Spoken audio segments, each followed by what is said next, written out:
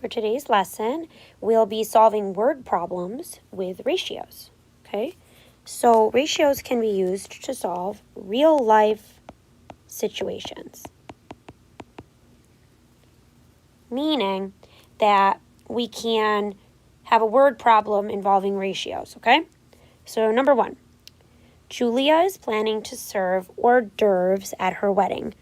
Hors d'oeuvres is like a fancy way to say snacks. She plans on offering 8 hors d'oeuvres for every 3 people. There's our ratio. If she has 240 people RSVP to the wedding, then how many hors d'oeuvres will she serve? So 240 people say that they're going. And we want to know how many of these hors d'oeuvres is she going to serve. And I'm going to change hors d'oeuvres to snacks just to be easier. Okay? So what we know, 8 snacks, 3 people. That's our ratio. And she has 240 people. So what we want to know is how many snacks are needed. Okay, so let's set up our proportion, which remember is 2 fractions that are equal. So I'm going to do 2 fractions that are equal. And our first one comes right from our ratio. 8 snacks, 3 people. So I'm just going to label that for myself. Snacks, people. Okay? Now, we also know that that's the ratio, but in real life, she actually has 240 people coming. So I'm going to line it up. It's 3 people, so I'm going to put the 240 with the 3 on the bottom so that our entire bottom row is about people, which means we can now solve this. How do I get from 3 to 240? Well, I know I can get from 3 to 24 by doing times 8. So I'm just going to add a 0 times 80, and it'll turn into 240. Do the same thing here. 8 times 8 is 64. Add a 0. So 640, meaning 640 snacks is our answer. For question 2, Mrs. Hernandez was helping her students with their classroom economy bank accounts. The sum of the student with the most money and the student with the least money was $160. The ratio of the amount of the student with the most money to the student with the least money was 4 to 1. How much money do each of the students have in their bank accounts? Let's go back through and do some annotating. So this 160 is important, and I see a ratio. So those are my 2 numbers. I circled them. The sum, that's a keyword for adding, of the student with the most money and the student with the least money was $160. So let's say most money plus least money was 160. Okay? The ratio of the amount of the student with the most money to the student with the least money was 4 to 1. So that tells us it's 4 over 1, and the 4 is the most money, and the 1 is the least money. I'm just following the order of the sentence. Okay? Now we want to find how much each student has. How much does each student have? Because we know the total and the ratio, but not how much each one has. Okay? So here's my ratio.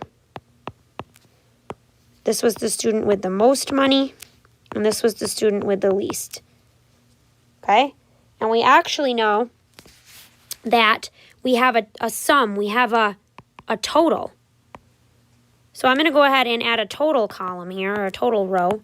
4 plus 1, total would be 5. But in real life, it's not 5 as the total. They told us the sum was 160. So we have to turn 5 into 160. If we're not sure, we can do long division. Divide by 5. Goes in 3 times. 3 times 5 is 15. Subtract, I get 1. Bring down the 0. 5 goes into 10 twice. And 2 times 5 is 10. It's exact. So what we must have done here was times 32. Now, because it's a ratio and everything needs to stay equivalent, we're just going to multiply everything by 32. Okay, so now we get 32 on the bottom, and then I'm going to check 32 times 4 over here. 2 times 4 is 8, 4 times 3 is 12. So I got 128. So, if this was done correctly, 128 plus 32 is 160. And that does work out. So, the student with the most money had $128. The student with the least money had only $32. So, in this problem, we had to use the total again to find our solution. Number 3. A small university enrolls in-state and out-of-state students. The number of students enrolled in their most recent freshman class was 243. The school reported that it enrolled 7 in-state students for every 2 out-of-state students. How many of each type of student was enrolled in the freshman class? So this is a college, and we have kids who are from in-state, meaning they live in that state, and kids who came from a different state to go to that school.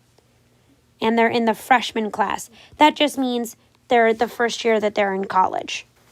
Okay? So we have the total number is 243.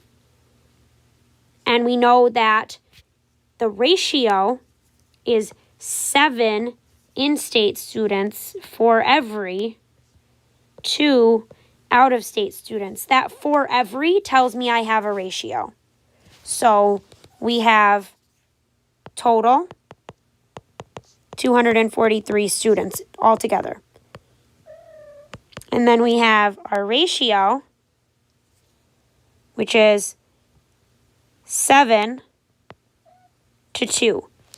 The 7 was the in-state, and the 2 was the out-of-state.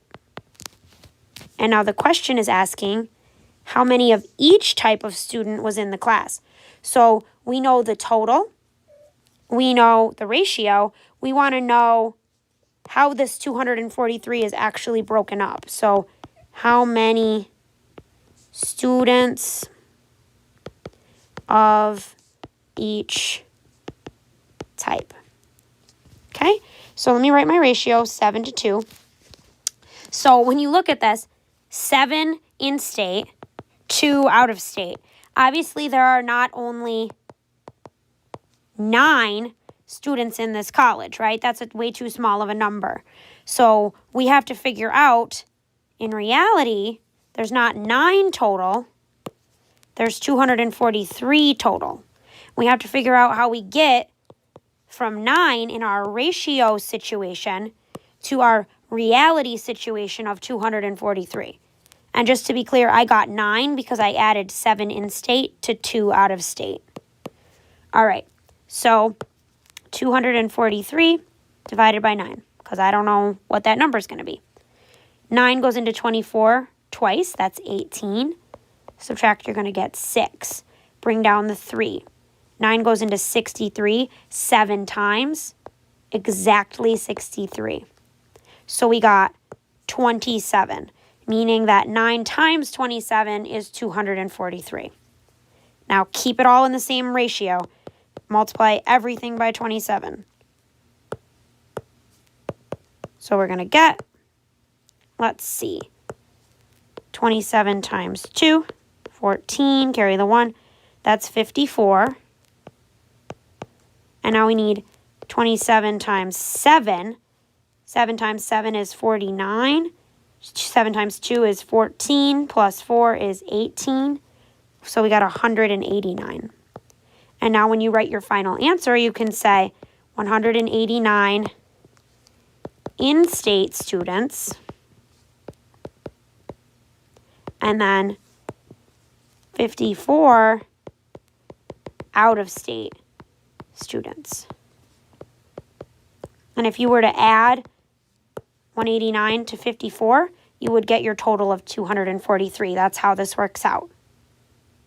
And for our last example, number 4, Jenna and Becca were both selling cookies door to door. Jenna sold 8 boxes of cookies for every 3 boxes of cookies Becca sold. Combined, they sold a total of 385 boxes of cookies. How many boxes did each girl sell? So I heard my ratio. It said Jenna sold 8 boxes, and then I heard 4 every. That means ratio. 3 boxes that Becca sold. So our ratio is going to be 8 to 3, where the 8 is what Jenna sold, and the 3 is what Becca sold. And then in the next sentence, I heard this word combined. That's another word telling you to add it up, meaning to find a total. And we can actually see that word total here as well. So the total was 385 boxes. So we know the total again, and we know the ratio. We don't know the real number. What I mean by that is that Jenna didn't only sell 8 boxes and Becca didn't only sell 3. Total, they sold 385. So we have to scale this up, like make these numbers get bigger so that whatever they come out as adds to 385. Okay? So what we need to know is, in the last sentence, boxes sold by each girl. Okay, so ratio 8 to 3. This is Jenna to Becca. Okay, now I'm going to go ahead and put a total column here, total row, because we have a total. So the total in the ratio would be 8 plus 3, which is 11. They didn't only sell 11 boxes. They sold 385 boxes. So we have to figure out, how do we get from 11 to 385? I don't know, so if you don't know what to multiply with, you divide. So 385 divided by 11. 11 goes into 38 3 times. 3 times 11 is 33. Subtract, you get 5.